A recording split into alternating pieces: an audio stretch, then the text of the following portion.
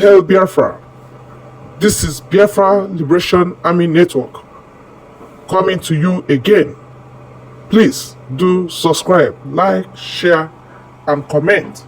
The petition titled Nigerians' Incorrigible Lawlessness, Suspension and Expulsion from International Bodies. Bruce Finn, a US-based international lawyer, wrote, I am writing as international counsel for Nnamdi Kanu. He is currently arbitrarily detained in Nigerian dungeon in precarious health and denied access to necessary medical care. The United Nations Working Group on Arbitrary Detention declared 16 international human rights covenants. It orders his immediate and unconditional release and repatriation. Nigeria has sneered at and disrespected the working group's order for more than 18 months. On October 1st, 2020, 5 United Nations human rights experts lettered Nigerian President Muhammadu Buhari protesting the summary listing of indigenous people of Biafra IPOB as a terrorist organization. Its consensus leader is Mr. Kanu. President Buhari was called on to reconsider the listing, in part because peaceful advocacy for an independent Biafra is protected speech under international law. President Buhari ignored the letter. Nigeria, uniquely in the world, has banned IPOB as a terrorist organization despite its furious lobbying. On November 10, 1995, Nigeria hanged Nobel Prize nominee King Saro-Wiwa despite pleas from multiple foreign governments and human rights groups. The current Nigerian constitution was drafted in secrecy by a military dictator and has never been approved by the people of Nigeria in a referendum or otherwise. It commands no legal standing. Nigeria has never prosecuted any person for murdering a Biafran during its 64 years of existence since independence in 1960. In the eyes of Nigeria, Biafrans are subhuman who may be killed or plundered with impunity. Nigeria internationally starved millions of civilians during the 1967 to 1970 Biafran Civil War, a war crime. On December 15, 2023, the Supreme Court of Nigeria gave the green light to the prosecution of evidence-free charges against Mr. Kanu, despite acknowledging that the criminal case had been born of Nigerians kidnapping and extraordinary rendition of the defendant from Kenya in June 2021.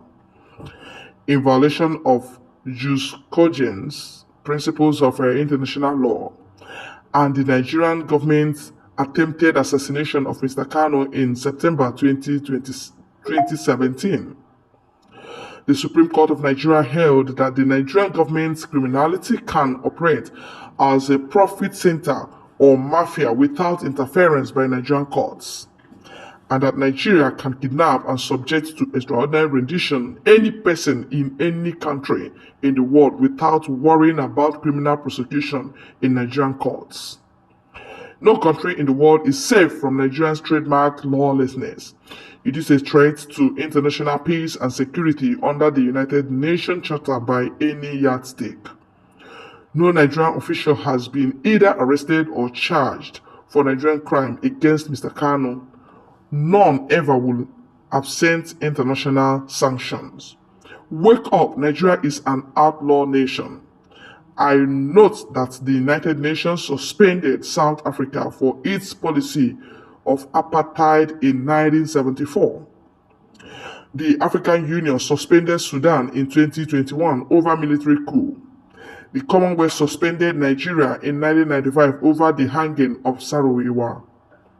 The letter was directed to Antonio Guterres, Secretary General, United Nations, Ursula Gertrude von der Leyen, President, European Commission, King Charles II, Head of the Commonwealth, and Azali Assoumani, the chairperson, African Union. Okay, he copied to those people. Yes, that's a very, very clear notion. But if the world thinks that, well, it is Nigerians that Nigeria can deal with, well, what goes around comes around, because any person in the world is not safe in Nigerian hands, because they can actually kidnap you from anywhere and then put you in dungeon.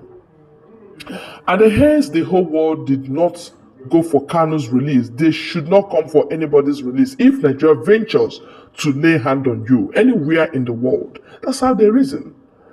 We call them at Lord country, we call it a criminal nation. We have reasons, evidence everywhere. It is not something you can hide anymore. The Nigeria is lawless. Because officially Nigeria has been listed as an Islamic nation. Of course, that's how they do. Lawlessness. And they call it taqwa. When they call it taqwa, they can do anything, they can lie anyhow, and then just to have their way. And that's how Nigeria is being ruled. The leaders don't care about the masses, they don't care about justice, they don't care about judiciary, they don't give any damn to any sector in this country. And that's how Nigeria is. So it's a threat to world peace. It's a threat to world unity, and it's a threat to world judiciary and justice. I tell you the truth. Bruce Fein, who wrote this, knows what he has seen.